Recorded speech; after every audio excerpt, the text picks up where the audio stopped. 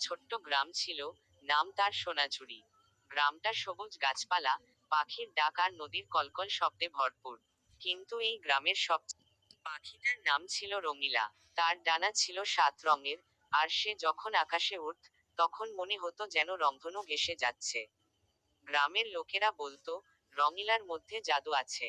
সে চাইলে শুকনো গাছেও ফুল ফোটাতে পারে, আর দুঃখী মানুষের মুখে হাসি আনতে পারে।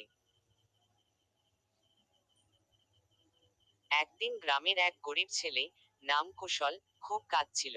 তার মায়ের অসুখ, আর তাদের কাছে ওষুধ কেনার টাকা নেই। কুশল বসে ছিল নদীর ধারে, তখনই রঙিলা এসে তার সামনে বসল। পাখিটা মিষ্টি গলায় বলল, তুমি কেন কাঁদছো? কুশল সব কথা খুলে বলল। রঙিলা একটু চুপ করে থেকে তার ডানা ঝাপটাল। হঠাৎ করে কুশলের সামনে কিছু সোনালী ফল পড়ে গেল। রঙিলা বলল, এই ফলগুলো বাজারে নিয়ে যাও, এগুলো খুব দামি। কুশল অবাক হয়ে ফলগুলো নিয়ে বাজারে গেল। সত্যি, সেগুলো বিক্রি করে সে অনেক টাকা পেল। সেই টাকায় সে মায়ের চিকিৎসা করাল। কিছুদিনের মধ্যেই তার মা সুস্থ হয়ে উঠলেন। এরপর থেকে কুশল প্রতিদিন রঙিলার জন্য খাবার নিয়ে যেত। কিন্তু একদিন রঙিলা আর এল না।